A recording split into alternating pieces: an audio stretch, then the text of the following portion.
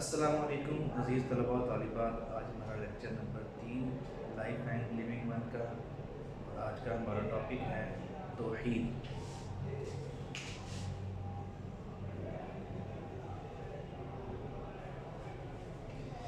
अज़ीज़ तलबा और तालिबात, तौहीद के लुग़वी या लफ्ज़ी मानी हैं वाहिद, अकेला, यकता, एक। जितने भी मज़ाहिब, जो इल्हामी मज़ाहिब, आसमानी मज़ाहिब, आसमान से दुनिया में आए, अंबिया किराम शरीफ लाए, सब की तालीमात का पहला जो मरकज़, पहला नुक्ता आगाज़ जो है वो तौहीद है। इस्लाम का भी अल्लाह के नबी सल्लल्लाहु अलैहि वसल्लम ने सबसे पहले लोगों को बताया अल्लाह एक है। लिहाजा तौहीद के बिना दीन नामुकम्मल है, इस्लाम हो ही नहीं सकता, दीन पे आप अमल दरामद कर ही नहीं सकते। दीन की पूरी इमारत का जो महवर है, मरकज़ है, जो पूरी इमारत खड़ी है, उसकी बुनियाद तौहीद है। इसे मुबारका में है बुनियाद इस्लाम वाला खम्स, इस्लाम की बुनियाद 5 चीज़ों पर है। सबसे पहले क्या है? शहादतु अन ला इलाहा इल्लल्लाह, इस बात की गवाही देना कि अल्लाह के सिवा कोई भी माबूद नहीं। अनफॉर्चुनेटली आजकल, बल्कि बहुत अर्सा से 200-300 साल से तो इस बात में बहुत ज़ोर आ गया है, उससे पहले भी था, कि लोग खुदा के वजूद के ही इनकारी हैं। इस बात को तस्लीम करने के लिए जो है वो उनका जहन एक्सेप्ट नहीं करती, उनकी अकल एक्सेप्ट नहीं करती कि खुदा है भी। कुछ तो खुदा जो है उसको उसकी तस्बीह करते हैं और उसको जो है रिसीव करते हैं, कुछ जो है वो उसकी आगे औलाद मानते हैं, कुछ खुदाओं को मानते हैं, कुछ 5 को मानते हैं। हिंदू जो है उनके बेशुमार खुदा हैं, ठीक है। यहूद ने हज़रत उज़ैर को अल्लाह का बेटा कह दिया, ईसाइयों ने हज़रत ईसा अलैहिस्सलाम को अल्लाह का बेटा कह दिया। कुछ जो है वो बिल्कुल खुदा के तसव्वुर को ही मानने से जो है इनकारी हैं। कहते हैं कि साइंस इनकार कर देती है, अक़ल जो है वो इनकार कर देती है। इस बात को समझने के लिए बेटा एक बात समझना बहुत ज़रूरी है कि अल्लाह की ज़ात कोई ऐसी मादी या हिस्सी चीज़ नहीं जिसको आप छू सकें और उसको समझ सकें। किसी भी चीज़ को जानने के लिए आप अपने हवास से जो है वो इल्म हासिल करते हैं, हवास खमसा से। तो वो जो तबई चीज़ें हैं वो हवास से समझ आती हैं। अल्लाह की ज़ात जो है वो गैर मामादत तबी है, वो ऐसे समझ में, हवास से समझ में आने वाली ज़ात नहीं है। वो अज़ली है, अबदी है। जब कुछ नहीं था तो वो था, जब कुछ नहीं होगा तो वो खुदा मेहरबान तब भी होगा। वो तमाम चीज़ों का खालिक है, उसी ने हर चीज़ को पैदा किया और उसी की हुक्म कुन से हर काम होता है। और इस्लाम के पूरे एतकादी अमल की और अमली निज़ाम की जो पहली और बुनियादी चीज़ है वो है ईमान बिल्लाह, अल्लाह की ज़ात पे ईमान लाना। हम तो इन पे 2 लेक्चर रिकॉर्ड करेंगे, आज पहला लेक्चर है हमारा। ईमान बिल्लाह जो है, इस पे जब हम ईमान ले आते हैं अल्लाह की ज़ात पे, उससे क्या फ़ायदा होता है? उसके बाद अल्लाह की ज़ात से जुड़ी हुई हर चीज़ पे ईमान आ जाता है। मिसाल के तौर पे हमारे जो ईमान के लाजमी एतक़ादात हैं उनमें से दूसरा तौहीद के बाद क्या है? रिसालत, रसूलों पर ईमान लाना। तो अल्लाह के रसूलों पर इसलिए ईमान लाते हैं कि वो अल्लाह के रसूल हैं। अल्लाह की किताबों पर ईमान लाना, अल्लाह की ताली हुई किताबों पे इसलिए ईमान है कि वो अल्लाह की किताबें हैं। रोज़े क़यामत पे ईमान लाना, रोज़े क़यामत पे इसलिए ईमान है कि वो अल्लाह की सज़ा जो है वो सज़ा और जज़ा देने का दिन है। फ़रिश्तों पर ईमान लाना, फ़रिश्तों पर इसलिए ईमान है कि वो अल्लाह के फ़रिश्ते हैं। लिहाजा बुनियाद सब चीज़ों की जो है वो ईमान बिल्लाह है। अल्लाह की ज़ात पे ईमान रखना है, तौहीद है। जब हमारा تصور توحید مضبوط ہوگا تو ہماری اعتقادات کی جو بلڈنگ ہے، عمارت ہے، وہ ساری کی ساری مضبوط ہوگی۔ اگر ہمارا تصور توحید جو ہے وہ ہم صحیح اس پہ ہمارا اعتقاد نہ ہوا، صحیح سمجھ اس کی نہ ہوئی، تو باقی چیز سمجھنے میں بھی مشکل پیش آئے گی۔ ایسے ہی ہم اسلام میں ہر چیز کے حقوق و فرائض بیان کیے گئے ہیں، اوامر و نواہی ہیں، احکامات ہیں، کچھ چیزیں کرنے کا حکم ہے، کچھ چیزوں سے منع کیا گیا ہے۔ جو چیزیں کرنے کا حکم ہے وہ ہمارے لیے ماننا اس لیے ضروری ہے کہ وہ اللہ نے فرمایا ہے کہ وہ کام کریں۔ جو چیزیں منع ہیں ان سے باز آنا اس لیے ضروری ہے کہ وہ اللہ کا حکم ہے کہ اس سے باز آ جائیں۔ لہٰذا تمام معاملات کی محور و مرکز جو ہے سب کی طرف ایمان باللہ ہے، اللہ کی ذات پہ ایمان لانا ہے۔ ایسے ہی ہم جو بھائی بہن کے حقوق ہیں، والدین کے حقوق ہیں، میاں بیوی کے حقوق ہیں، جتنے بھی حقوق و فرائض کی جو فہرست ہے اس کو بھی ہم دیکھیں تو یہ ہم اس پہ عمل اس لیے کرنا ضروری ہے کہ یہ اللہ تعالیٰ نے بیان کیے ہیں، اللہ کی ذات نے ہمیں اس کا حکم دیا ہے۔ لہٰذا یہ بات اسلام کے پورے اعتقادی اور عملی نظام میں پہلی اور بنیادی چیز ایمان باللہ ہے۔ یہ بات آپ نے ذہن نشین کر لینی ہے۔ اور یہ عقیدہ توحید جو ہے یہ ایسی عظیم الشان فکری اور عملی قوت کا تجسمہ ہے کہ اس کے بعد صرف اللہ کی موجودگی، اللہ موجود ہے، اللہ ہے، یہی نہیں بلکہ اپنے اندر اللہ تعالیٰ کی صفات کا ایک مکمل اور صحیح تصور اس حد تک ممکن ہے وہ بھی جو ہے وہ کرنا رکھنا ضروری ہے، انسان کو رکھنا چاہیے۔ توحید کی بہت سے علماء نے بہت سی اقسام لکھی ہیں۔ توحید فی الذات، اللہ کو اس کی ذات میں ایک ماننا، قل هو اللہ احد، آپ فرما دیجیے اللہ ایک ہے۔ سورہ اخلاص پوری کی پوری توحید کی جو ہے وہ بیان کر رہی ہے۔ اللہ صمد، اللہ بے نیاز ہے۔ لم یلد ولم یولد، نہ اس نے کسی کو جنا نہ اس کو کسی نے جنا۔ اس بات کو سمجھنے کے لیے یہ بات سمجھنا ضروری ہے کہ اگر اللہ کو کسی کا بیٹا یا بیٹی لوگ مانتے ہیں، معاذ اللہ مان لیا جائے، تو تب بھی توحید نہیں رہتی۔ توحید کا معنی واحد۔ اب خدا کو جس نے پیدا کیا ہوگا معاذ اللہ وہ بھی تو خدا ہوگا، اگر اسے خدا مان لیا جائے تو توحید تو نہ رہی، واحد تو نہ رہا۔ ایسے ہی کچھ لوگ فرشتوں کو خدا کی بیٹیاں کہتے ہیں معاذ اللہ، کچھ لوگ نے اپنے نبی کو معاذ اللہ خدا کا بیٹا کہہ ڈالا، کچھ لوگوں نے سیدہ مریم علیہ السلام کو معاذ اللہ خدا کی بیوی کہہ ڈالا۔ ان سب صورتوں سے توحید کا جو ہمارا تصور ہے وہ ختم ہو کے رہ جاتا ہے۔ کیسے؟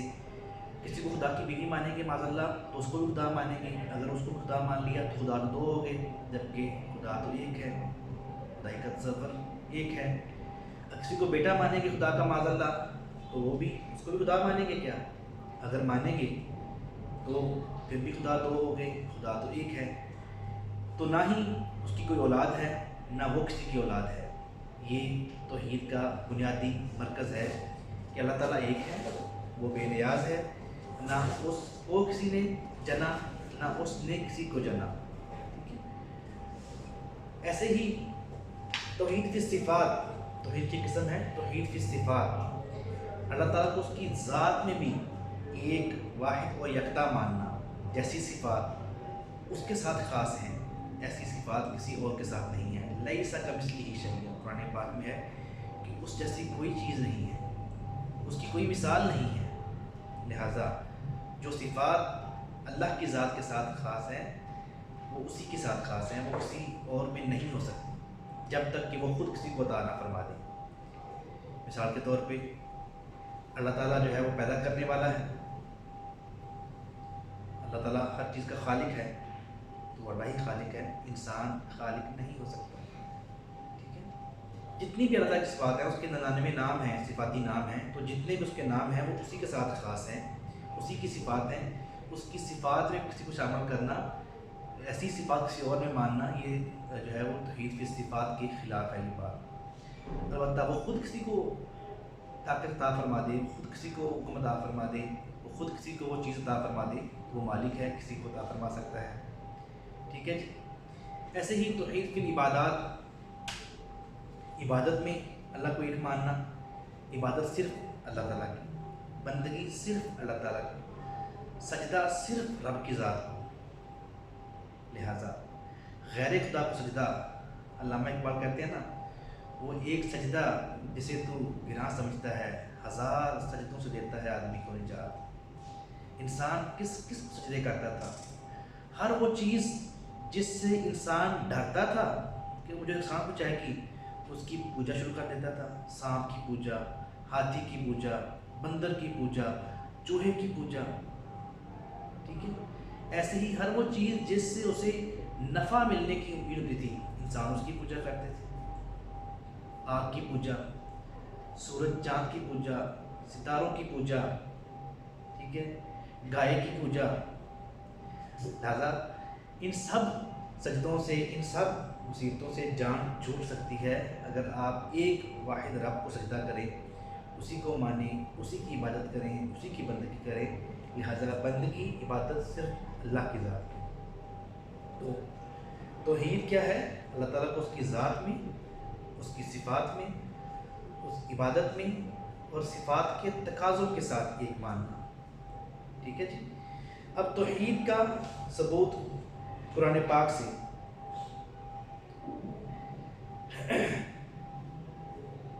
اچھا، توحید کے سب سے پہلی جو چیز ہے کلمہ طیبہ، ایمان باللہ کی جو مختصر، جس کی لیے زبان سے بھی اقرار ضروری ہے، اقرار باللسانی تصدیق بالقلب، اور دل سے جو ہے وہ بھی تصدیق ضروری ہے، صرف زبان سے کہنے سے نہیں، زبان سے اقرار اور دل سے تصدیق۔ وہ کیا ہے؟ کلمہ طیبہ، لا الہ الا اللہ محمد رسول اللہ، یعنی کہ دل سے اس بات کی تصدیق اور زبان سے اس بات کا اعتراف کرنا کہ اللہ ایک ہے، الوہیت، خدائی اسی کے ساتھ خاص ہے اور اس کے علاوہ کوئی خدا نہیں، اور محمد عربی صلی اللہ علیہ وسلم اللہ کے رسول ہیں۔ اس کلمہ طیبہ کے بنیادی 3 عناصر ہیں، 3 عنصر ہیں۔ وہ کیا کیا ہیں؟ سب سے پہلی بات، نمبر 1، خدائی کا تصور۔ یہ کلمہ بتاتا ہے کہ خدائی کا تصور دیتا ہے ہمیں کہ خدا ہے۔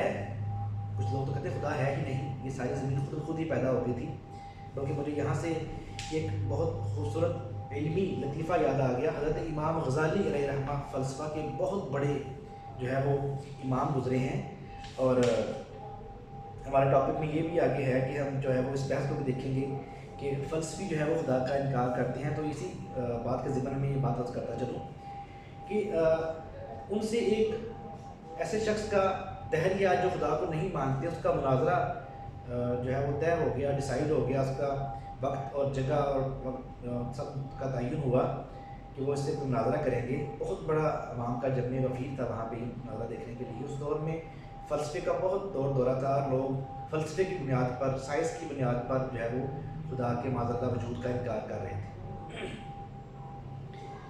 اور اللہ پاک کہتے ہیں نا کہ فلسفی کو بحث کے اندر خدا ملتا نہیں، ڈور کو سلجھا رہا ہے اور سرا ملتا نہیں۔ انسان کی سمجھ میں خدا آ بھی کیسے سکتا ہے کہ اللہ تعالیٰ نے ہمیں پیدا کیا ہے، اس نے ہماری عقل میں اتنی سمجھ، اتنی کیپیسٹی رکھی نہیں کہ ہم اس کو اپنی عقل سے سمجھ سکیں۔ اسی لیے حدیث پاک میں کہا گیا ہے تتفکروا فی خلق اللہ ولا تتفکروا فی اللہ، اللہ کی مخلوقات کے بارے میں غور کرو، اللہ کے بارے میں غور و فکر نہ کرو۔ تمہارا ذہن اس قابل ہے ہی نہیں کہ تم اپنی عقل سے، اپنے ذہن سے، اپنے علم سے، اپنی سائنس سے اللہ کو پہچان سکو، ٹھیک ہے۔ یہ ایسے ہی ہے کہ آپ کے موبائل میں اگر سپیس جو ہے وہ 2 GB ہو اور آپ اس میں ڈیٹا 8 GB یا 10 GB ایڈ کرنے کی کوشش کر رہے ہو تو وہ نہیں ہو سکے گا نا۔ ایسے ہی آپ کو عقل سے، علم سے، فلسفے سے یہ چیز سمجھ نہیں آ سکے گی۔ جس نے ہمیں بنایا ہے اس نے ہمارے اندر یہ چیز رکھی ہی نہیں، ٹھیک ہے۔ لہٰذا اس طرف آتے ہیں کہ وہ امام غزالی علیہ رحمہ وقت متعین سے تھوڑا لیٹ پہنچے، اب دہلیوں کا کنسیپٹ کیا ہے؟ وہ کہتے ہیں کہ یہ ساری چیز جو ہے وہ ایک دھماکہ ہوا تھا، دنیا ہر چیز خود پیدا ہو گئی تھی، اور ایک پھر دھماکہ ہوگا، سب چیزیں ختم ہو جائیں گی، لہٰذا اس کو بنانے والا کوئی نہیں، نہ اس کو چلانے والا ہی، سب کچھ خود چل رہا ہے۔ امام غزالی علیہ الرحمہ جب اپنے اس مناظرے کی جگہ پہ پہنچے تو وہ لیٹ پہنچے، لوگوں نے کافی انتظار کیا ان کا۔ وہاں پہنچنے کے بعد جو مخالف دہریہ خدا کے وجود کا منکر شخص تھا، اس نے اس بات پہ سخت احتجاج کیا کہ آپ وقت سے لیٹ کیوں آئے ہیں؟ تو امام غزالی فرماتے ہیں کہ مجھے راستے میں ایک بڑی عجیب و غریب میرے ساتھ انہونی ہو گئی، ایک واقعہ پیش آ گیا میرے ساتھ، اس وجہ سے میں لیٹ جو ہے وہ ہو گیا۔ اگر آپ مجھے اجازت دیں تو میں واقعہ آپ کو سناتا ہوں۔ تو اس نے انہوں نے کہا کہ میں دریا کے اس پار کھڑا تھا اس جگہ پہ آنے کے لیے، تو وہاں پہ مجھے جو ہے وہ کشتی کے انتظار میں تھا کہ کوئی کشتی آئے اور میں اس پہ بیٹھ کے جو ہے وہ ادھر آؤں، تو اچانک یکایک میں نے دیکھا کہ وہاں پہ ایک درخت تھا، درخت جو ہے وہ خود بخود وہ جس چیز سے کٹ گیا، کٹ کے خود بخود اس کے جو ہے وہ آگے پٹے بن گئے، لکڑیاں جو ہے اس کی چر گئیں، اور وہ خود بخود ایک کشتی بن گئی، اور وہ کشتی بن کے دریا کے اس پار بھی جا رہی تھی، اس پار بھی آ رہی تھی، لوگوں کو لے کے جا بھی رہی تھی، لے کے آ بھی رہی تھی۔ میں نے بھی آنا تھا لیکن میں دیکھنے لگ گیا کہ یہ کیا ماجرا ہے۔